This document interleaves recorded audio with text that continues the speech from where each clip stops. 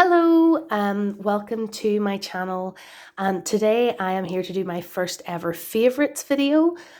So this is going to be a little bit of a chat about the decks I worked with in August 2020, and I'm also going to mention some books I've been reading and a few other bits and pieces. So first of all, I did my daily draws for the month of August with these two decks. So I have a little like easel frame that I display my cards for the day, and I used the Herbcrafters Tarot by Joanna Powell Colbert and Letitia Guthrie, and the Sacred Destiny Oracle, which is by Denise Lynn with art by Scott Bridenthal, and I used those throughout the month of August. So the I liked how they looked together aesthetically. I think that worked pretty well. And I was surprised maybe to find, working with the Herbcrafters Tarot every day, I was surprised to find that it actually was quite easy for me to read, based on a combination of things like the image that's presented and also, prior knowledge of the meanings of the cards. I did learn something about myself this month though, which was that I don't like having to look up the book every day with my daily draws. I like my daily draw to be quite a quick reading experience. I don't have a lot of time. I have a toddler, so I don't have a lot of time to pull a card and then, think about it and journal about it and reflect about it. I just want to be able to pull the card, think about it and display it, and think about it through the day. I did pull this card several times, like maybe 3 or 4 times at least during the month, which was quite, it came up quite often. So as you can see, the art on the cards are lovely and they go well together.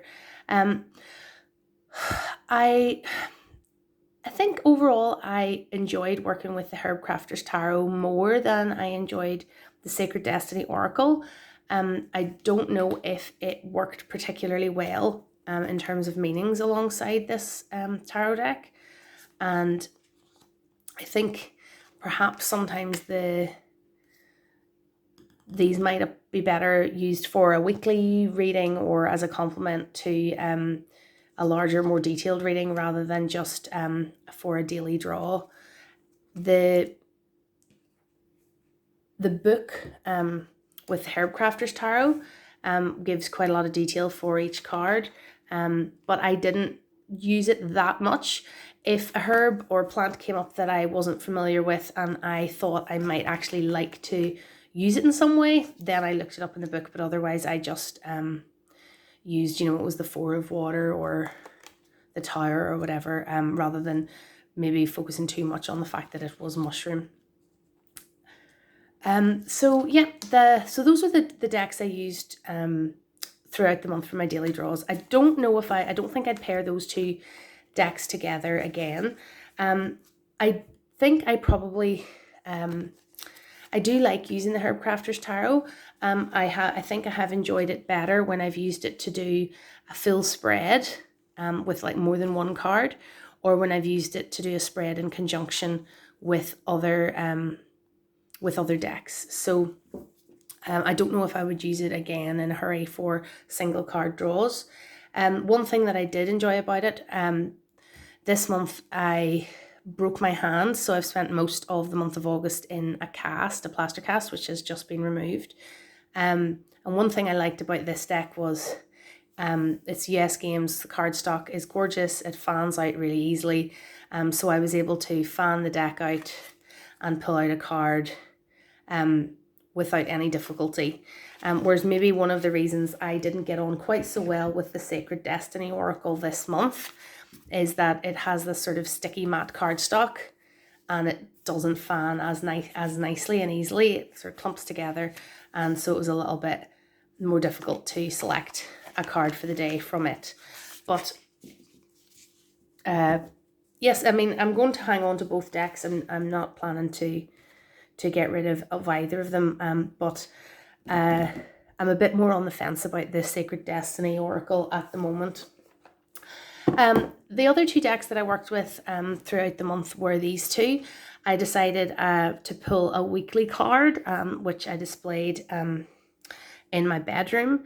And these two decks, while aesthetically they didn't go together at all, meanings-wise they actually complemented each other quite well. So the mystical healing reading cards obviously have this kind of Leonardo da Vinci inspired aesthetic, and then the mystical healing reading cards is by Ina Segal, with art by Jake Baddeley. And then the Wings of Wisdom Oracle deck is by Alana Fairchild, but the art is by Lindy Longhurst, which was the reason why I bought the deck, because I enjoy her art. So these two decks, I found as I say, they don't look good together. The aesthetic is completely different. So, on display, it didn't make a particularly aesthetic display together. But the meanings that came out when I pulled two cards actually really complemented each other. Like, I actually got two cards. The one from this deck that said, "It's a yes," and the Winged Pig deck from this deck, which says, "Yes," the universe says yes, like repeatedly on the card, on the same day. So, there was quite a lot of synchronicity between the two decks. So I didn't hate this combination. They were quite nice to work with. The book that goes with the mystical healing reading cards has a kind of nice, snappy, single page entry with some reflections and action points in it, which is nice. I mean, for a weekly card, I feel like you do have a bit more time to read an entry in a guidebook and reflect on that. Although I wasn't doing any writing or journaling this month because of the hand, but I did take some time to think about it, and I do really enjoy the art of this deck. I think pulling one card for a week ahead is a good fit for this deck, for the mystical healing reading cards. The Wings of Wisdom, the main issue I have with the Wings of Wisdom is just the way that it's the way the deck's designed. The art is just absolutely gorgeous. I like the theme of it all being winged creatures, but some are real and some are mythical, and that mixture. And the keywords have been pretty good and useful throughout the month. I'm not sure if I particularly used the affirmation, but the problem I have with this deck as well then is, apart from too much border and this shape of them, with there being very long cards, is there's all this text on the back, and then you also have a further entry of additional text in this little guidebook. And while what Alana Fairchild has to say is interesting, it almost felt like too much text. You've got keywords and an affirmation and the entry on the back of the card and the entry in the book. And I don't know if all of that is particularly needed. I do want to modify this deck somehow, but I haven't decided how yet. I'm not sure if I might cut the bottom off so that we just have a slightly less long card, but then we'd be losing some of the message on the backs, or I might cut off and leave the keywords in the image, but then it might not be entirely obvious which creature it is. So yes, I haven't decided, and I haven't found anybody on YouTube who has modified this deck to copy. So yes, I'm still thinking about that. I am actually continuing to use this deck this month. I've turned these backwards. I've pulled it out again for a weekly week ahead card this month. I'm going to continue using it for a while anyway, because I really love Lindy Longhurst's beautiful art, and the messages that are coming through with this deck are good. But yes, so the pairings I used this month maybe weren't fantastic, but I got useful readings from those decks. So this month then was also my birthday, And I got a few decks for my birthday, which I have shown on Instagram, but I probably don't think I've mentioned on YouTube really, apart from one particular walkthrough. So the birthday present decks I got were the Crystal Tarot from a good friend, the Painted Tarot from my partner, and the Modern Witch Tarot from another friend. And the Crystal Tarot had been on my wish list for a while. The Modern Witch was a total surprise. And then the Painted Tarot was one that I had been lusting after. So that was a really nice treat to get. So the Crystal Tarot is a pip deck, which is not usually what I go for. It's by, as you can see, Elisabetta Trevisan, and it's a Lo Scarabeo publication. So the minor arcana are pips, and then the quartz and majors are beautifully, beautifully illustrated. The booklet says it's inspired by the art of Klimt, of Gustav Klimt. Let's see if I can find you the little book. So it just comes with a little white book, and yes, it says it's inspired by the Liberty style, and it says that a famous painter of that movement is Gustav Klimt. So it wouldn't have immediately said Klimt to me actually without having read that in the book, but the majors are absolutely gorgeous. I love the way each image is made up of all these different shapes and designs. And the quartz are also really beautifully drawn. I love the back. The back is using a detail from the moon card. Lovely, lovely. Ace of Wands. So yes, so it's all, the minors are all a pip design. So the 5 of Wands. So beautiful colors, beautiful design. I'm not sure about there's a lot of border going on this card, and I know some people have trimmed it down to just the little tiny image, and some people have trimmed it in other ways. I'm not sure if I want to take a pair of scissors to it. I'm definitely not cutting anything until my hand is healed. I think I probably want to work with it for a while as it is before I would decide to trim it.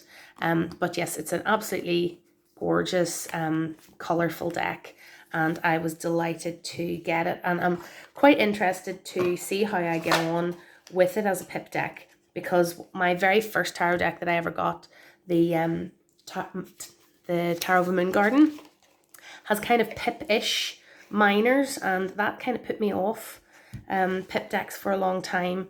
So I'm curious to see how I get on with the Crystal Tarot. So the Painted Tarot, I'll not spend too long looking at with you, because I have filmed a walkthrough of this full deck, which I might see if I can link below. But this is an independently produced deck by Sophie McKay Knight, and it's just absolutely gorgeous. The art is stunning. It's really colourful. I did a month ahead reading for September with this deck, and this was one of the cards that came up for me. So yes, that is the beautiful Painted Tarot that I got for my birthday. So yes, there's a full walkthrough of that on my channel. And then the last deck that I got for my birthday was the Modern Witch Tarot by Lisa Sterle, and this is a mass market edition printed by Liminal. Is it Liminal 11? I think this was an indie deck to start with. I do remember it coming out around the same time as the This Might Hurt Tarot, which I did get. I didn't get this as an indie deck. It's very close, obviously, to the Rider-Waite-Smith. It's basically a clone of Pixie's art, but redrawn with females throughout, and with peoples of all different races. and there's a lot of diversity with body shape as well. They're mostly young women that are depicted, but there's a good range of types of women that are depicted throughout the deck. It's the kind of real sort of shiny cardstock, which again I'm really appreciating at the moment, because I've decided to use this for my daily draws for September, and it fans absolutely beautifully, and it's really easy for me to pull a card with one hand with this deck. So I might do a proper review of it at the end of the month once I've had a chance to work with it.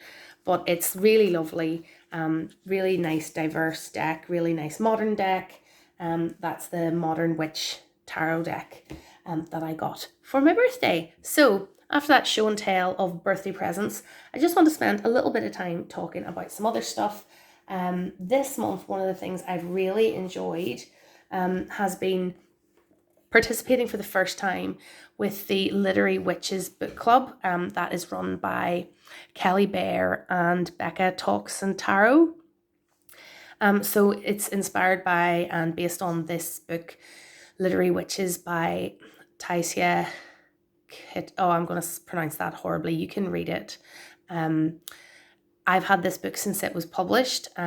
It's absolutely fantastic kind of exploration of different female writers, and a lot of them writers from outside the English language canon. So writers who maybe wrote in other languages. There's writers from lots of different backgrounds, and lots of writers who I had not previously encountered. So I had been meaning to delve into this. That's the contents, all the different writers that are in this book. I had been meaning to dive into this and start to explore some of the writers I wasn't familiar with, but I had never got round to it. But Kelly and Becca have been running this book club on Kelly's YouTube channel, or Becca's, I think it's in Becca's slot for her live once a month. They've been running that all year, and I had never got round to participating until this month. And this month they were reading the work of Alejandra Pizarnik, who is a Chilean poet, I think it was Chile, who wrote in, she was Argentinian, my apologies. Born in Argentina to a Russian Jewish family, and she wrote in Spanish, and we read her poetry, and then I kind of watched the live where they discussed her work then at the end of August, and it was really really enjoyable to delve into the work of a writer I hadn't been familiar with. The poetry is really very dark and